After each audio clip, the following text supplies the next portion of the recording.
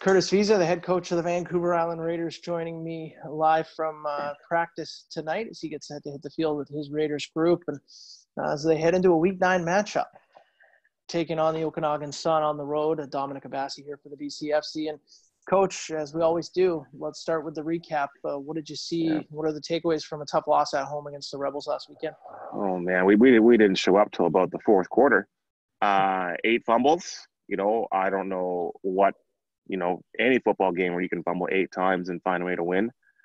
When we did give it up, we gave it up in awful spots, and Victoria capitalized. Their athletes stepped up.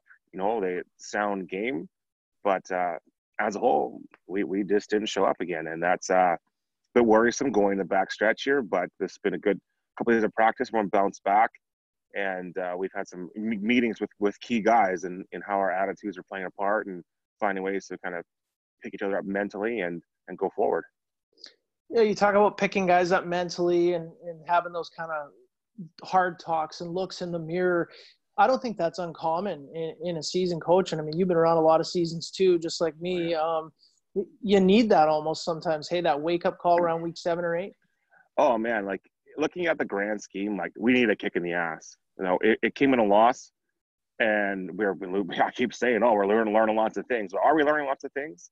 Really though, when it comes down to it, this one here, if they take the message and respond, it could be that springboard piece that we need going in the playoffs. Right now we're jousting for 3rd and 4th with the Sun, and it's either playing Vic or it's heading over to Langley to play Langley, and they're hot. They're hot as it gets right now. So those tough conversations, are really important for the growth for the young players, but also as a team, if it's receptive, it can do a lot of great. If it's not, if it turns individual guys doing individual things, then we know we got to, clear some guys out and prepare for next year if that's the case. Yeah. It looks likely that you guys are, in the playoffs. I know there's still some scenarios where that might not happen, but you guys are looking pretty good to be in there. And like you said, are you finishing 3rd and taking on West Shore, or are you finishing 4th and taking on Langley? I know you say you got to beat them both either way, but is there a real conversation about, hey, let's not play Langley in the first round of the playoffs if we can help it? I feel like that's every team's goal right now. Let's not play Langley to start the playoffs. Yeah. In the BC final, that's where I think we'll see them no matter which way you slice it. They're hot. They're what quote the great Shane Beatty. They're a machine. They're unstoppable right now. They keep adding good players and playing great games. So it's but when in those final games, as we all know, any given day anything can happen. It would take obviously our best game in all 3 facets firing to compete with that machine right now, but there's crazy things that happened. You were right. I've seen them, and so have you. I know that. Man, we've lived those things, right? It's the Saskatoon Hilltops. I don't know if they see these or not, but man, oh man, I remember that one real well. 2008, Andrew Harris went for about 356 yards in frozen tundra. The Andrew Harris show at the Gordie Howe Bowl. I think he had, as we get, we'll go down memory lane. That could be obviously bad for everyone, you got to live once in a while. I think he had about 800 yards in the Intergold game and the Canadian Bowl that year combined against Saskatoon and Burlington. It was incredible. Yeah. Yeah, that's that and guy. You had something to do with that too, I would say. Hey, I was there for it. He ran past me. Yeah, exactly. Yeah, he ran past me pretty fast.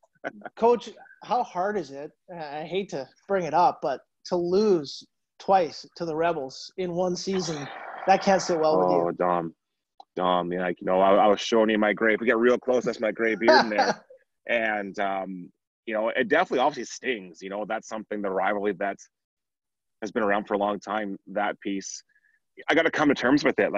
We put ego aside. It's just another game, obviously, and we go forward, and a win's a win, 2 points or 2 points. And we want all of them, but for my own personal one, obviously, it's one of those rivalries that will forever be in my heart just because of where I come from in this program. It stings.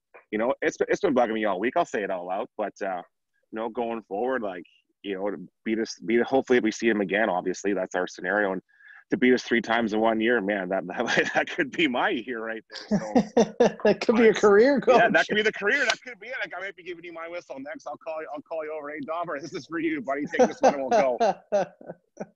How are you guys approaching this road trip? It's a 1:00 Sunday start. So are you going up Saturday night? What's the plan there?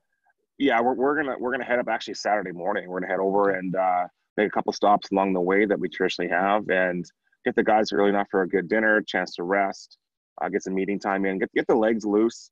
We're taking this game, very seriously because it has a lot of implications for us.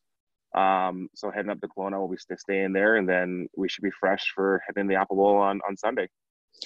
What are some of the challenges from a coaching perspective, managing your players? Because you think, hey, traveling the night before, we get the night in the hotel, the guys should be rested, they should be fine. You don't have to worry about the, same day travel, but there's other challenges with that, isn't there? Oh man, like I'll tell you right now, Dom, we're staying downtown Kelowna, and all these new the dating apps, they fire up those and they start going and they meet people that way. It's there's social media. Part of me, my inner monster wants to take their phones away, and the anxiety that comes from that plan. I mentioned one guy and just lost it on me. Yeah. But that could be a real thing, though. That's one of the biggest challenges we have is keeping them around the area. And there's parents around. I understand they want to see their kid and say hi, but one of the challenges for us is be managing them, keeping them around, keeping them focused, not getting lost, because they might be 18, 22, but they're just overgrown children for the most part. So keeping them focused and dialing them in, that's the big struggle being out of town like that. But you'll be at Liquid Zoo by 11 o'clock, though, right? Well, hey man, we got to go have fun too, right? It's a road trip for the coaches. We got to do some bonding.